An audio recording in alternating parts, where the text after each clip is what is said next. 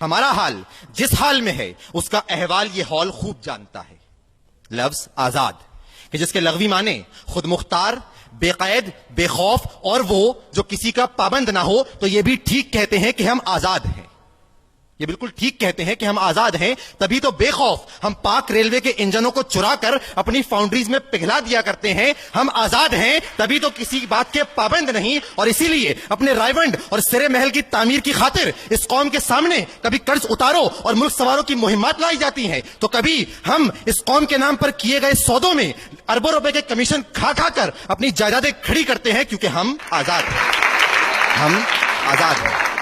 ہم آزاد ہیں، اس لیے ہمیں کسی کے سہارے کی ضرورت نہیں. اسی لیے ہم فرینڈز آف پاکستان نامی چندہ بٹور تنظیم کے ذریعے اپنے گورے آقاؤں کے کالے جوتے چاٹ کر ان کی شرائط پر بھیک وصول کرتے ہیں. ہم آزاد ہیں، اسی لیے ہم ہمیشہ محتاجی چھوڑنے کے اور کشکول توڑنے کے دعوے کرتے ہیں، لیکن پھر بھی IMF کی تلخ شرائط پر اس ٹوٹے ہوئے کشکول کے ٹکڑے ٹکڑے کی عوض اس دھرتی ماں کا ٹکڑا ٹکڑا بیچنے کو تیار ہیں کہ قرضوں کے سائے میں ہم پل کر جمع ہوئے ہیں. کشکول بن گیا ہے قومی نشا ہمارا جرنیل طاقت کا، سیاستدان اقتدار کا، حکمراں کرسی کا، اور عام آدمی ذاتی مفاد کا پابند ہے.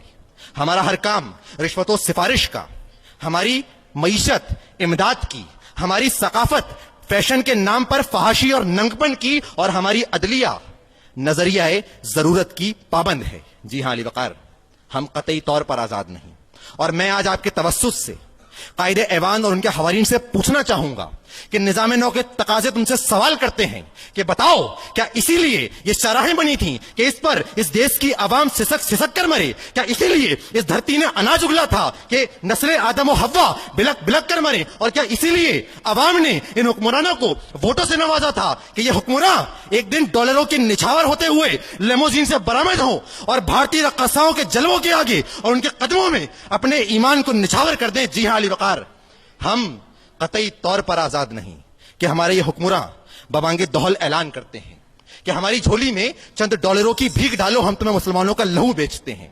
ہمارے اوپر سے اقتصادی پابندیاں اٹھانے کا وعدہ کرو، ہم تمہیں وزیرستان کو قبرستان بنانے کی اجازت دیتے ہیں، اور ہمیں IMF اور ورلڈ بینک کی چوکھٹ تو دکھلاؤ کہ ہم تمہیں وطن عزیز کے کسی بھی حصے پر ڈرون حملوں کی اجازت دیتے ہیں. کہ ہم شرم و حیا سے عاری ہیں، ہم 16 کروڑ بھکاری ہیں، ہم بھیک کی گندم کھاتے ہیں، ہم اپنی سونی دھرتی پر اپنوں کی لاشیں لگاتے ہیں. کیا جانے MM عالم کو ہم دیوانے انکل سیم کے ہیں؟